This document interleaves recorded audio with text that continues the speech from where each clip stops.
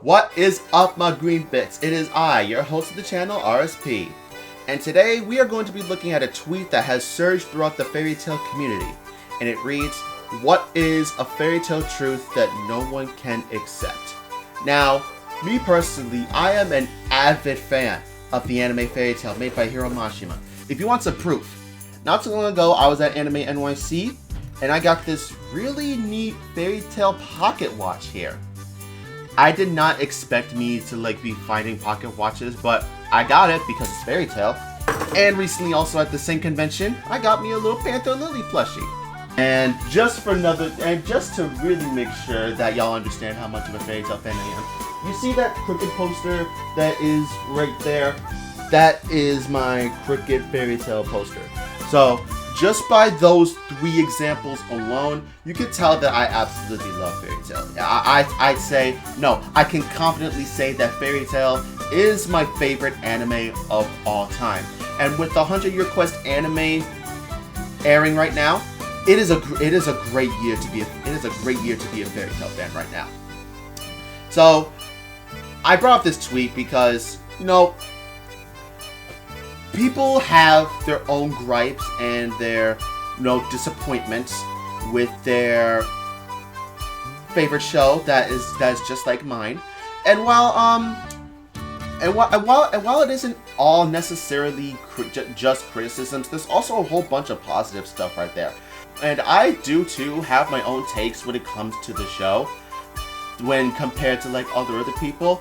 But it's not just about me today. We're going to include the community and see what their feelings are and what they believe is to be a hot take, considered that nobody else is willing to accept. And look at this. The first reply that I see is fairy tale is booty cheeks. Okay then, you are the weakest link. You are irrelevant. Goodbye. Now let's look at this one by Kaiju Chicken. The power of friendship power-ups do not really exist. The characters might be lecturing their opponents about it, but they're actually doing something smart and implements new tactics, i.e. Gray using his own blood, Urza controlling the Tenro tree, and Natsu emptying his fire. Now, yeah, this is the biggest misconception when it comes to fairy tale, because fairy tale when it comes to other people talking about it is very really overly simplified by saying that it's just about the power of friendship, and it's also the biggest thing to counter anyone saying that it is good without actually watching it. So I watched the original anime twice already, and throughout my second rewatch I can say it is not all about the power of friendship. As a matter of fact, there are barely any, there is not a magnanimous amount of moments in the show where the power of friendship is actually used. There's just about one or two moments, but that's really only about it. Everything else was done out of the own motivation of all the characters who are going up against their respected opponents. Like Natsu.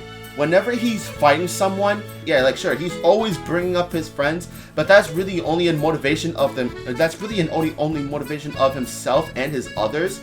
But while he's not, and it's not really necessarily called a power up because there's no third-party source and where he's drawing all this strength from. It's self-motivation. He knows what he's fighting for, and he knows what he has to protect. Just like Lucy, just like Gray, just like Urza, and everyone else in the Fairy Tail Guild. That's the common theme. They're all one big family. That they all love each other. They all love each other, and they all want to protect each other. That's what Fairy Tail is about. Fairy Tail, as a guild, is one big, loving, and accepting family. And the fact that people who barely watched any of it, they don't really understand that, or it's more so that they don't want to understand, because it also plays into the oversimplifying, where it's dumbed down to just being generic. And I won't lie, there are tropes in there. There are tropes in there where they are used in mostly any other shonen anime that you can think of. But does that necessarily make it bad? No. If you dislike a trope, that's all good. If you hate seeing it a lot, that's also fine. But to use that as a fine line to say why a certain show is bad, that's just complicating things. Anyways, okay. And here's another one. By King Capricorn. Wendy will be one of the strongest wizards of all time by the end of the series if her development continues the direction it's been going. And honestly, Wendy does have a lot of potential. I have not seen... Actually, no, Wendy is, in fact, one of the youngest people in the Fairy Tail Guild. Right next to Romeo, we've seen what she is capable of. What with her Dragon Force, what with her healing abilities. And it's like, all around, one of like... I consider to be one of the smartest... I consider Wendy to be like one of the smartest people in the guild because she has really good emotional intelligence. Her logic is really grounded at times. And while she may be a child and her child body is like, it causes people to underestimate her a little bit. But do not underestimate Wendy, okay? Her main role is that she may mainly be the healer of Team Natsu, but that doesn't mean she can't whoop butt if she really needs to. Like take a look at Wendy when she was in the Tartaros arc looking to eradicate the faces, and when she had to go up against that one guy who was trying to stop her from deleting the faces. Ever since, like literally, ever since she got her Dragon Force, she has been someone that you cannot take lightly. And let's not forget the healing that she's capable of doing, and all the buffs and debuffs that she's able to do. She has separation magic. She has buff magic. She has all these great healing and status magics, as to where like I've seen no one else in Fairy Tail, the anime, really use like she can. Heck. In 100 Year Quest, she implemented a spell onto Urza's sword as to where, like, her sword is imbued with magic, and she can, like, slay anybody, even dragon slayers and dragons and all that. And like, that's all because after she got her power from Belipsarian, who is Urza's mother. With that in line, the potential that Wendy has, it really can be recognized. If it keeps going in the direction that it's going, because Wendy, she's a great girl. She's a really, really great girl. She's a great friend, and she's a great magician. Oh. Now this one's by Elliot King. The Guild of Fairy Tail is the main character. There is no one main character. We spend most of our time with Team Natsu and see a lot of narration from Lucy, but the Guild of Fairy Tail is the true protagonist. Okay, so this is something that is brought up a lot when it comes to like talking about Fairy Tail. We're talking about like who the protagonist is. It's either people say that Natsu is the main character, Lucy's the main character, or the guild itself is the main character. And honestly, I am forever sticking with how many times Hiro Mashima has said that Natsu is the main character, because he has said, Hiro Mashima himself has said so multiple times, that Natsu Dragneel is the main character of Fairy Tail. And I don't know where like everybody is getting this consensus of where like Lucy is the main character. Honestly, whenever someone brings up that Lucy is the main character of Fairy Tail, it really does piss me off. Because they think that, oh, just because because she's narrating the story from her point of view, so it is her story. No. That's what y'all are seeing from Lucy. But what does Hiro Mashima say? Tell me, what does Hiro Mashima say about being the main character? But I'm gonna go in there for like that. Okay, that is a discussion for a whole other video. Let's just move on. This one is by Justin. it genuinely is one of the best paced manga of all time. Whenever I go back to it, I'm amazed by how much it's able to cover in such a short amount of time. Especially pre-time skip is actually crazy. Atlas ends at chapter 199, and it's the 10th arc of the series. That's wild. I never read the Fairy Tail manga. I never read the original Fairy Tail manga. As of right now, I am collecting all the volumes of Fairy Tail 100 Year Quest, and I only have the first official volume of the original Fairy Tail manga. It's kind of hard for me to either agree or disagree, so I can only base my opinions of how I think Fairy Tail is as a story from the anime. And Fairy Tail, the original anime, I heard many things of where it's like it cut out some stuff from the manga.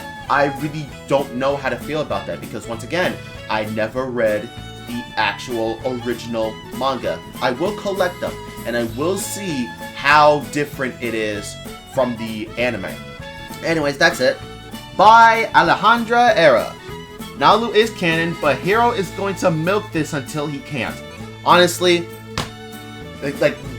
by this point, I think we all know that Natsu and Lucy is the canon. Like they have to be. Natsu doesn't have to straight up say that he loves her. But by the chapter that happens, we'll all be eating it up, and we'll finally be dancing. We'll finally all be dancing around in our flowers. But Natsu and Lucy, the way they are now, there is no it is no doubt that they are that they are couple coded. You've seen the dynamic. You see how close they are, throughout the whole thing. And you think you can sit there and tell me that Natsu and Lucy aren't in love with each other? The day that Natsu and Lucy aren't a couple, aren't officially being made a couple, is the same day that I will admit that I love potato and macaroni salad, which I don't. Okay, now here's these two. Urza is the best written character. They're all super good. And Lucy and Zeref are the best written characters in Fairy Tail.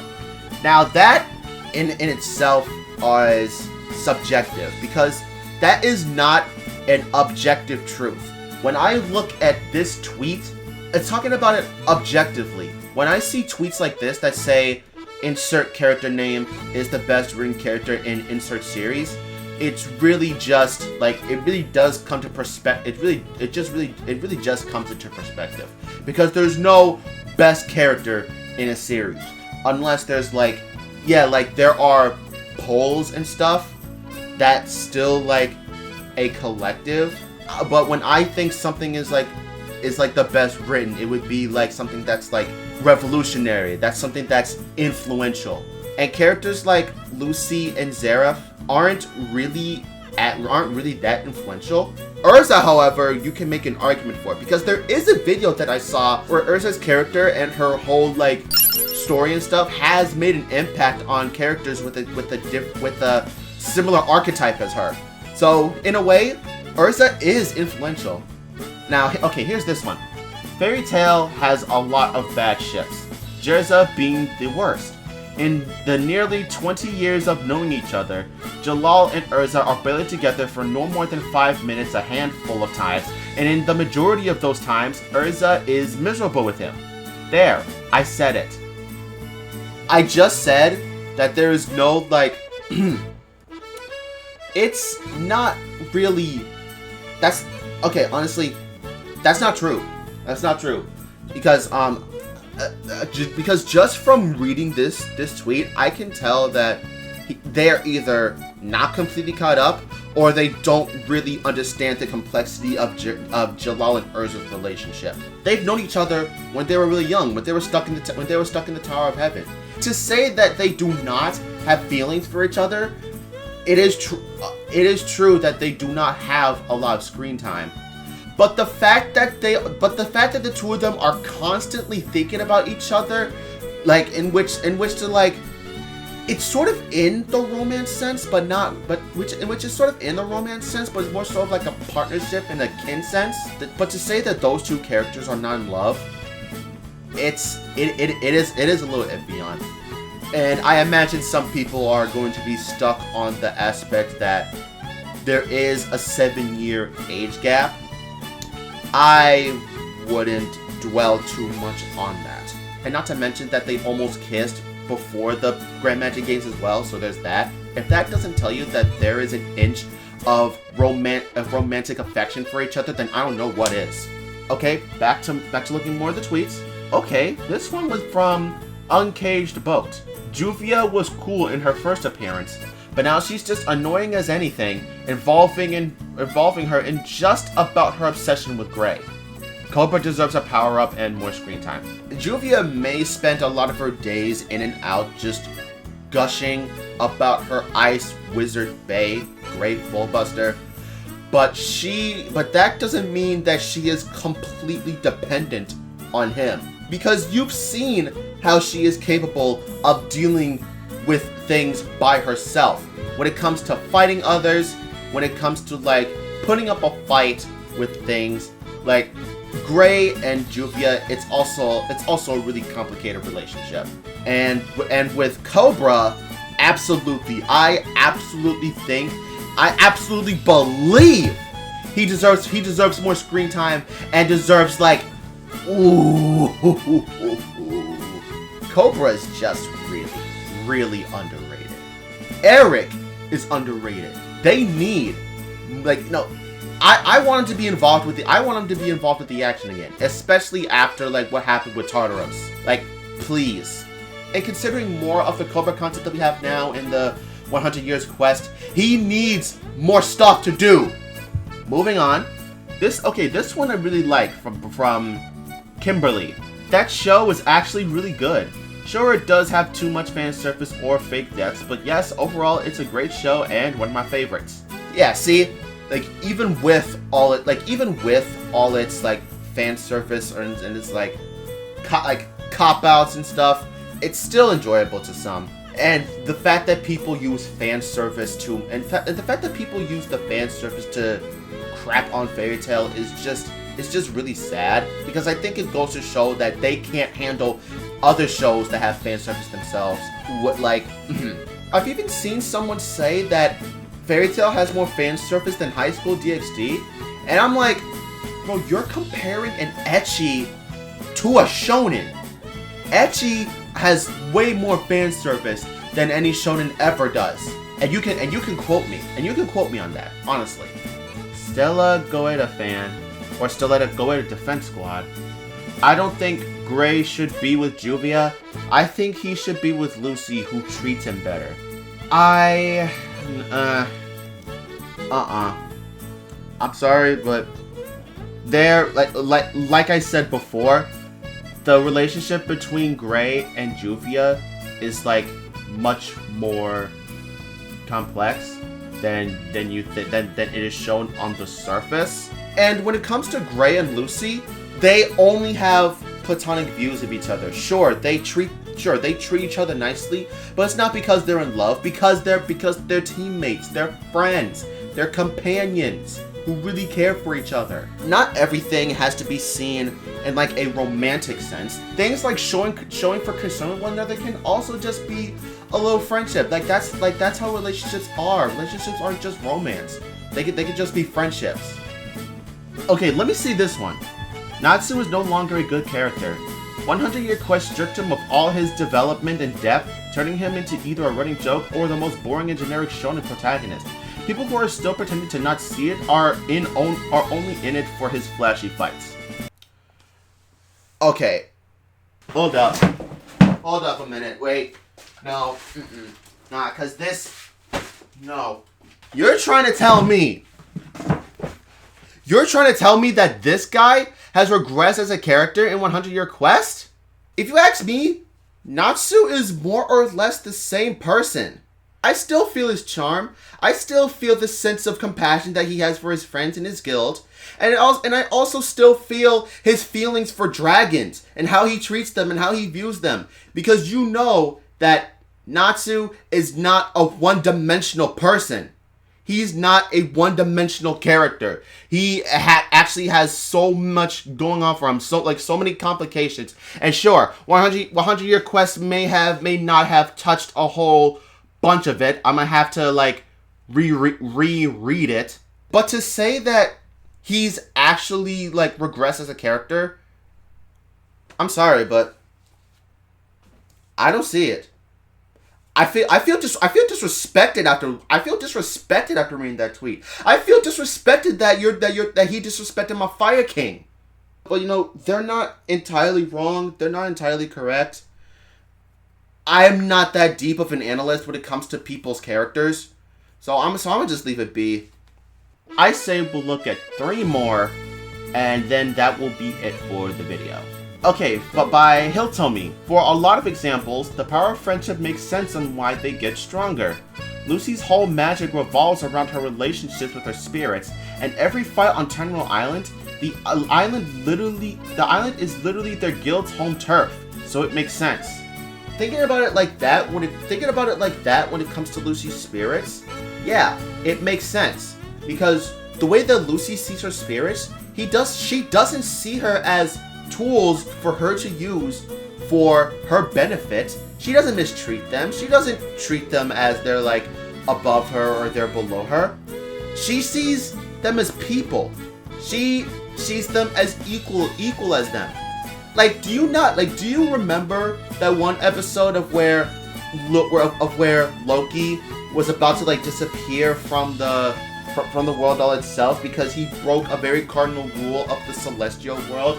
And so whereas like he stayed in the real world regarding like his previous owner of his key, all because she was mistreating Ares. He was rebelling against his old master because he wanted to set Ares free. Lucy, knowing that how good-hearted of a spirit and of a person that Loki is, she couldn't accept Loki dying so easily. So in a way, it does make sense. And even with Tenro Island, I have to agree with that too.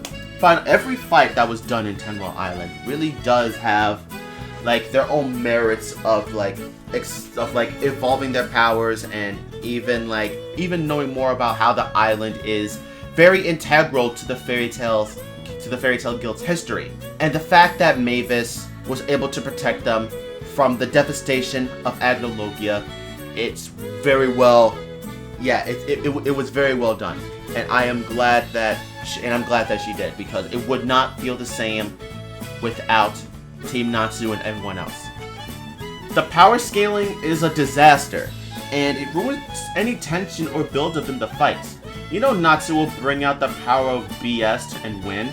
It's an annoying and overused thing in the series. Like I said before, the power of friendship is not an external source of power. It's not. When it comes to Fairy Tail, the power of friendship doesn't mostly exist. It's mostly just the characters, like, while they are preaching about their friends and their guild to their opponents, they're also giving themselves motivation to keep going.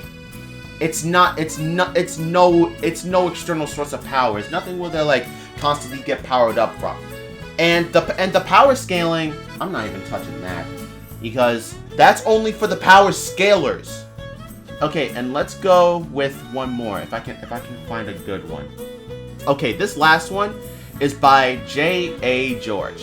Although Lucy is gorgeous, based on pure sex appeal alone, Lucy isn't even top 5 women in the Fairy Tail anime.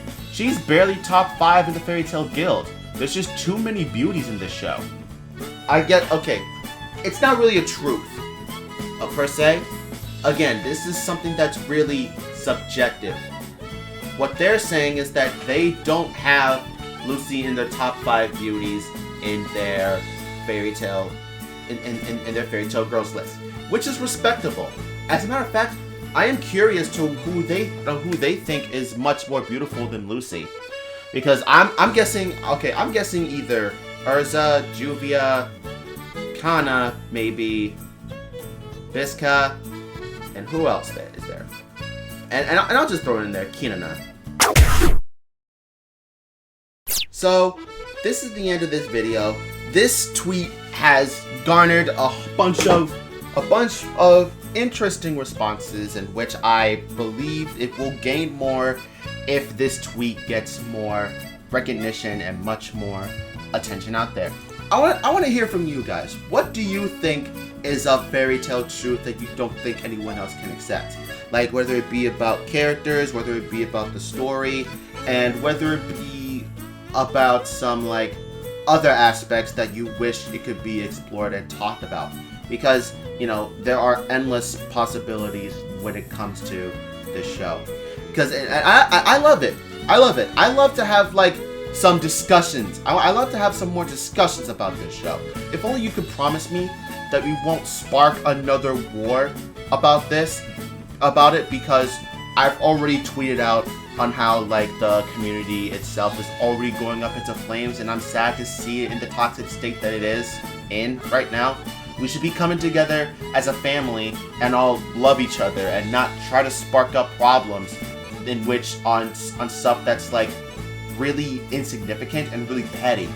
But please, regardless, I want to know what y'all think. Let me know if there's anything interesting that y'all want to bring up, and I'll be seeing y'all guys soon. Have a great day, everyone, and live it best. Deuces.